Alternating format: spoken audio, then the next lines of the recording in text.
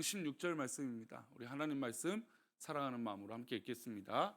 그의 치리를 받는 모든 백성들이 무수하였을지라도 후에 오는 자들은 그를 기뻐하지 아니하리니 이것도 헛되어 바람을 잡는 것이로다. 아멘. 이 시간 우리 노재원 목사님 나오셔서 헛되어 바람을 잡는 것이라고 하는 제목으로 말씀 전가하실 때 은혜의 시간 되시길 바랍니다. 아멘.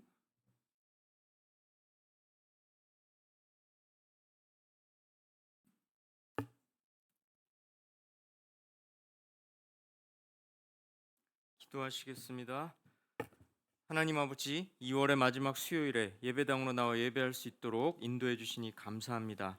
이 시간에 사모하는 마음으로 나온 이들에게 은혜를 베푸시어 우리 중에 마음이 상한 자가 있다면 고쳐주시고 포로된 자가 있다면 자유하게 하시고 여러 고난의 상황 가운데 갇혀 있는 자가 있다면 노임을 받게 하시옵소서. 말씀을 통해 흐트러진 우리의 생각과 마음이 정돈되어지길 원하오니 예배 가운데 삶의 방향을 주님께로 다시 돌릴 수 있도록 이끌어 주시옵소서. 예물을 하나님께 드립니다. 기쁘게 받아 주옵시고 여러 감사의 제목과 간구의 제목을 달아드리오니 응답해 주시고 하나님의 섭리를 경험케 하시옵소서.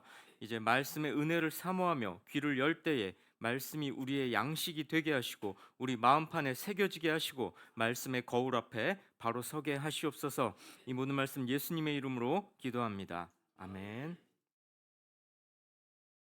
오늘 살펴볼 말씀은 전도서인데요. 전도서의 주제는 인생의 덧없음이라고 할 수 있겠습니다. 우리네 인생이 얼마나 헛된 건지를 말하고 있는데요. 그게 대체 무슨 소린지 본문을 통해서 살펴보겠습니다. 전도서 4장 13절 말씀 함께 읽습니다. 가난하여도 지혜로운 젊은이가 늙고 둔하여 경고를 더 받을 줄 모르는 왕보다 나으니. 왕이 어떤 사람입니까?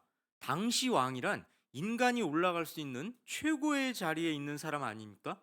그런데 그런 왕일지라도 늙고 아둔해서 주변 사람들의 조언을 듣지 않는다면 비천하지만 지혜로운 젊은이보다 못하다는 겁니다. 게다가요, 전도서가 기록될 당시에는 나이가 들수록 지혜로운 자로 간주되고 존경을 받았습니다. 기본적으로 노인이 젊은이보다 지혜롭다고 여겨지던 시절이라는 겁니다. 그러니 이 구절은 당시로서는 얼마나 파격적인 발언이겠습니까? 그냥 기본적으로 노인하면 젊은이보다 지혜롭고 월등하다, 이런 기본적 사고방식이 있던 시기에 노인보다 젊은이가 더 지혜롭다, 이런 발언을 했으니 굉장히 파격적이지 않았겠느냐라는 거죠. 그리고요, 이 말을 누가 내뱉었을까요? 솔로몬 왕입니다. 신학자들은 대체로 전도서를 솔로몬이 기록했다고 보는데요. 솔로몬 하면 뭐가 떠오르십니까? 지혜 아닙니까? 지혜의 대명사 솔로몬 왕이 자기 입으로 왕보다 더 지혜로운 누군가가 있을 수 있다, 이렇게 말했다는 건 의미심장하죠. 잘생긴 사람은 자기가 잘생긴 줄 알잖아요. 반응들이 없으신 걸 보니 이해가 가는데요. 자, 솔로몬은 자기가 지혜로운 걸 알았을 겁니다. 물론 말년에 타락했지만 자기가 지혜롭다, 하나님을 의식했던 사람이니까 초기에 그런 생각을 갖고 있는 사람이 왕보다 더 지혜로운 누가 있을 수 있다, 이렇게 말했다는 것은 그 의미가 굉장히 깊다라는 거죠. 이렇게 말할 정도로 솔로몬이 뭔가 크게 깨달은 바가 있나 봅니다. 자, 솔로몬이 이렇게 말하는 까닭은 뭘까요? 다음 구절을 이어서 봅니다. 함께 읽습니다. 그는 자기의 나라에서 가난하게 태어났을지라도 감옥에서 나와 왕이 되었음이니라. 여기서 그가 누굽니까? 앞에서 말한 비천하지만 지혜로운 젊은이죠.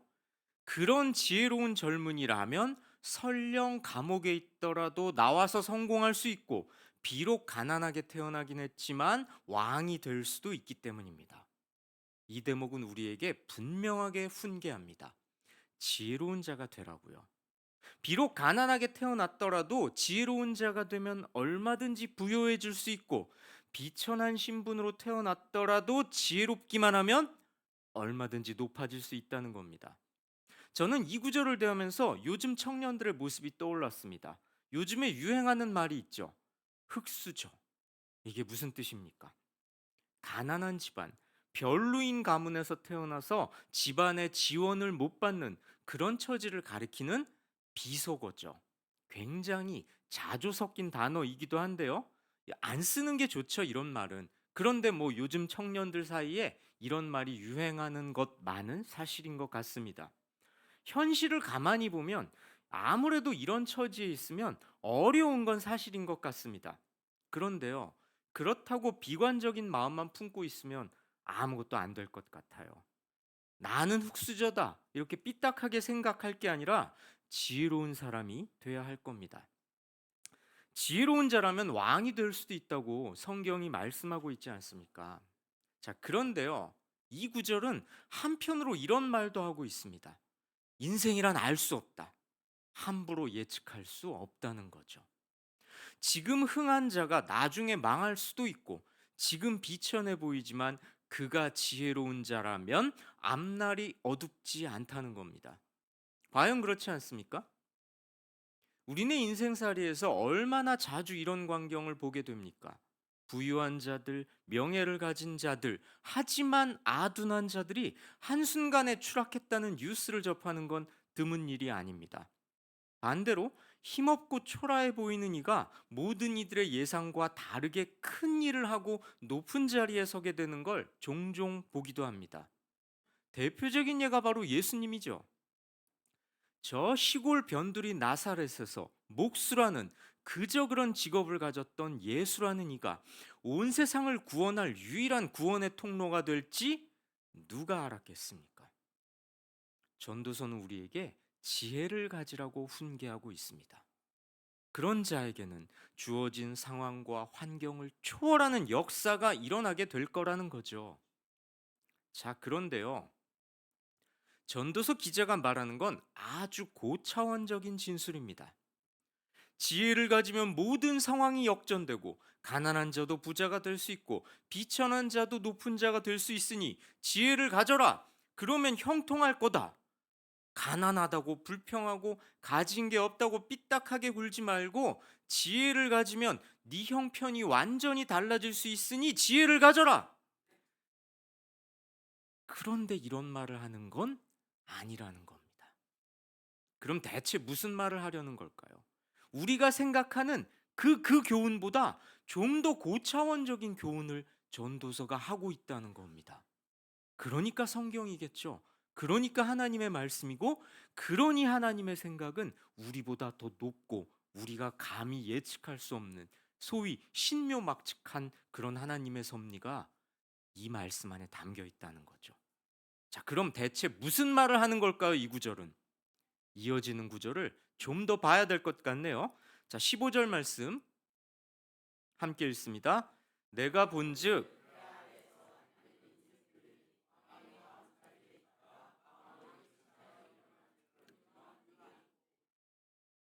말씀을 잘 보세요. 왕의 다음 자리에 있다가 왕을 대신하여 일어난 젊은이.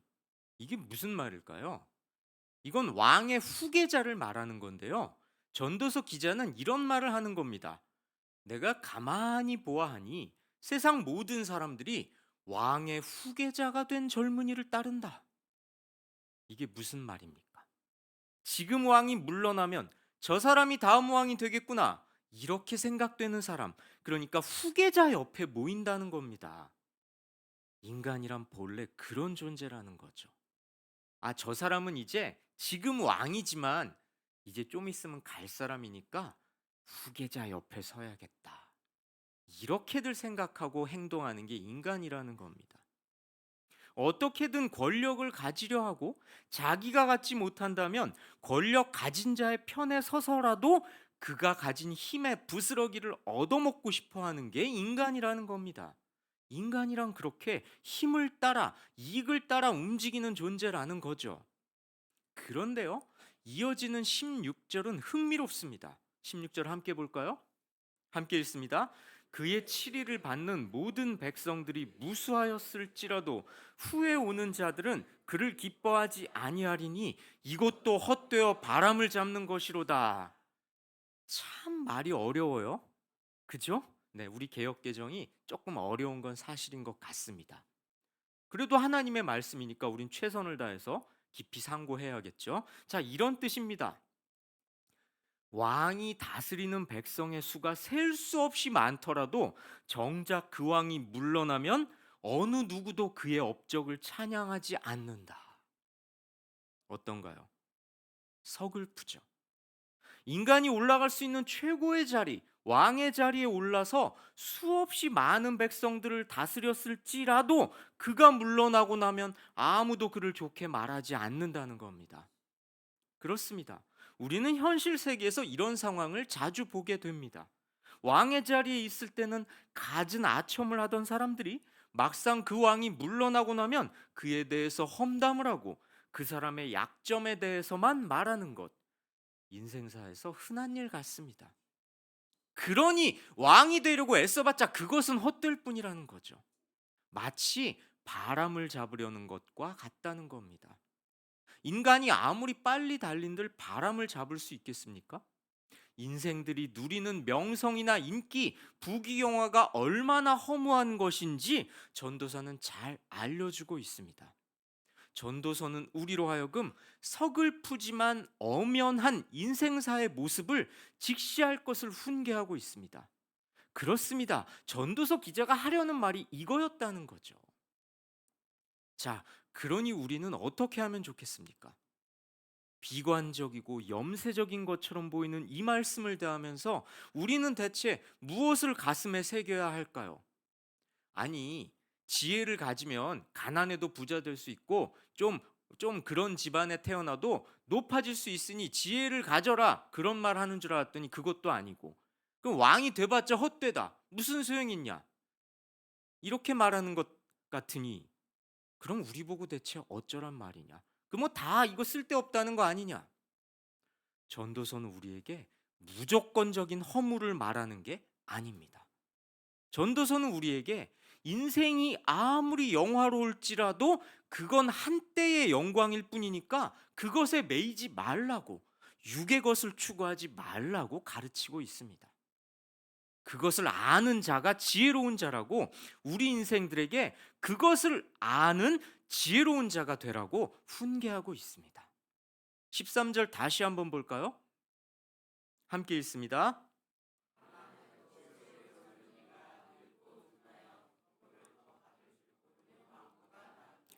이 구절에서 우리가 다시 한번 주목해야 할 건 지혜로운 젊은이라는 대목입니다.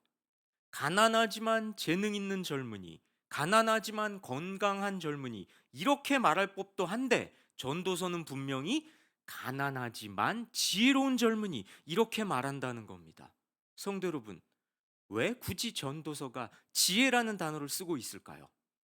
왜 하필 지혜를 강조하고 있을까요? 성경이 말하는 지혜가 무엇입니까? 잠언 9장 10절은 이렇게 말씀합니다. 함께 있습니다. 여호와를 경외하는 것이 지혜의 근본이요 거룩하신 자를 아는 것이 명철이니라. 아멘. 그렇습니다. 여호와를 경외하는 것이 지혜의 근본이라고 합니다.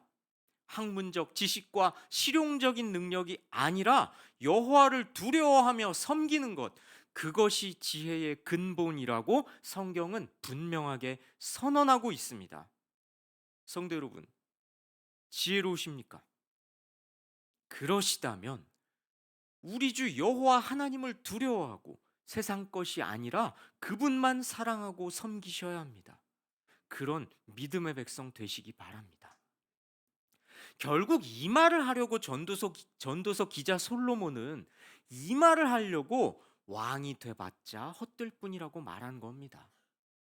왕이 되려고 애쓰지 말고 지혜 갖기를 힘써라, 이 말을 하려고 권력의 무상함을 이야기했던 겁니다. 왜 권력이 무상하다고요? 우매한 왕이야 말할 것도 없고 설령 슬기로운 왕이었다 할지라도 그 또한 사람들에게 잊혀지기는 마찬가지이기 때문이죠. 지혜로운 왕이든 우매한 왕이든 이 세상 왕이 되는 건 거기서 거기라는 겁니다. 지금 아무리 너를 보고 환호하고 지금 사람들이 너를 찬양하고 너의 업적을 기리고 네 눈에 잘 보이려고 애쓰는 것 같지? 그런데 너 물러나고 나면 다 네 험담한다? 서글프지만 그게 인생사라고 말하는 겁니다. 지금 네 곁에 사람들 많지? 네가 세상 왕이니까 다 가진 것 같지? 너 좀 이따 물러날 때 돼봐라. 사람들은 네 후계자 옆에 모인다? 이 말을 솔로몬이가 왜 했냐는 겁니까? 그러니 세상 것은 헛되다. 그 세상 것이 헛되다는 걸 아는 자가 지혜로운 자고 그 지혜의 핵심이란 여호와를 경외하는 것이다. 이 말을 하려고 앞에 사설이 길었던 겁니다. 성도 여러분, 그래서 이 세상 모든 것이 헛될 뿐이라고 말했던 거고요. 그러니 왕이 되려고 하지 말고 지혜를 추구해야 한다는 겁니다. 하나님 외에 영원한 분은 없기 때문에 그 하나님을 섬기는 게 지혜라는 거죠. 성도 여러분, 이 진리를 믿음으로 수납하시기 바랍니다. 왕이 되려고 갖은 애를 썼지만 비참한 최후를 맞는 인물을 성경에서 찾아볼 수 있는데요. 다윗의 아들 중에 아도니아라는 자가 있었습니다. 이 사람은 왕이 되고 싶어서 일종의 반역을 일으켰다가 나중에 솔로몬 왕에게 죽임을 당하게 되죠. 이 사람이 이런 말을 했습니다. 열왕기상 2장 15절 말씀 함께 있습니다. 그가 이르되 당신도 아시는 바이거니와 이 왕위는 내 것이었고 온 이스라엘은 다 얼굴을 내게로 향하여 왕으로 삼으려 하였는데 그 왕권이 돌아가 내 아우의 것이 되었음은 여호와께로 말미암음이니이다. 여기서 그는 아도니아고요, 아우는 솔로몬입니다. 이 왕위는 내 것이었다. 온 이스라엘이 자기를 왕으로 삼으려고 했다. 아도니아가 지금 이런 말을 한 거예요. 왜 이런 말을 하냐면 자기가 다윗의 제1상속권자였거든요. 그러니까 굳이 서열로 따지자면 이 사람이 아도니아 이 사람이 왕이 될 자격이 없는 건 아니었습니다. 하지만 하나님의 뜻은 그게 아니었죠. 솔로몬이 다윗의 뒤를 이어 왕이 되는 게 하나님의 뜻이었습니다. 그래서 우리가 알다시피 아도니아라는 사람은 왕이 못 됐고, 그러니 뭐 우리가 잘 못 기억하기도 하죠. 솔로몬은 왕으로 우리가 잘 기억하지 않습니까? 자, 말씀 보세요. 그 왕권이 돌아가 내 아우의 것이 되었음은 여호와께로 말미암음이니이다. 자기도 알아요. 하나님의 뜻에 따라 자기 아우 솔로몬이 왕이 됐다는 걸. 말하는 걸 보면 아도니아는 하나님의 뜻을 모르진 않았던 것 같아요. 저렇게 말하는 걸 보면. 하지만 왕권에 대한 집착을 버리지 못했던 겁니다. 다윗이 죽고 나니까 왕이 되고 싶은 욕망이 스멀스멀 다시 올라왔던 겁니다. 내 왕권이 내 건데 내 왕권이 솔로몬에게 돌아갔다? 마치 원래 자기 것이었는데 뭔가 일이 잘못돼서 솔로몬에게 간 것처럼 말합니다. 사실을 왜곡하면서까지 자기 욕망을 드러낸 것이죠. 하지만 아도니아는 어떻게 됩니까? 솔로몬이 보낸 장수에 의해서 죽임을 당하게 됩니다. 왕권에 대한 헛된 야욕이 죽음을 자초하는 거죠.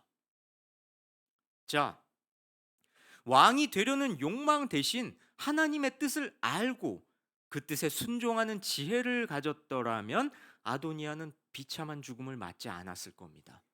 솔로몬을 왕으로 세우신 하나님을 경외했다면 그런 망발을 하진 않았을 겁니다. 그 왕권이 원래 내 거였다. 이런 망언을 하지 않았을 거라는 거죠. 하나님을 경외하는 참 지혜가 아도니아에게는 없었던 거죠. 왕이 되고 싶어 했던 아도니아의 욕망이 얼마나 헛된 것입니까? 설령 아도니아가 하나님의 뜻을 거슬러서 왕이 되었다고 해도요, 그건 하나님께서 당신의 기쁘신 뜻에 따라 잠시 악을 허용하실 뿐인 겁니다. 그러니 왕이 된들 그 왕자리는 아도니아에게 헛되고 헛될 뿐이죠. 성도 여러분, 왕은 세상의 부귀영화, 육의 좋은 것들, 현세의 형통을 상징하는 자리입니다. 그것들이 헛된 것이고 유한한 것이라고 전도서는 우리에게 훈계하고 있습니다. 그리고요, 지금이 아니라 미래를, 눈앞의 현상이 아니라 감춰진 진리를 볼 줄 아는 통찰력을 가지라고 촉구하고 있습니다. 우리 눈앞에 좋은 것들이란 덧없을 뿐이고 우리가 기대해야 할 것, 소망을 품어야 할 곳은 이 땅이 아니라 저 영원한 하늘나라라고. 우리가 의지해야 할 분도 영원한 권세자이신 우리 주 하나님 뿐이라고 힘주어 우리에게 계시하고 있습니다.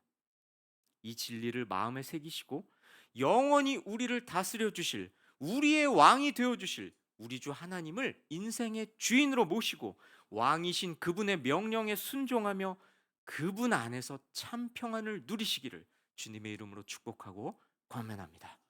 우리 찬양하시고 기도하십시다.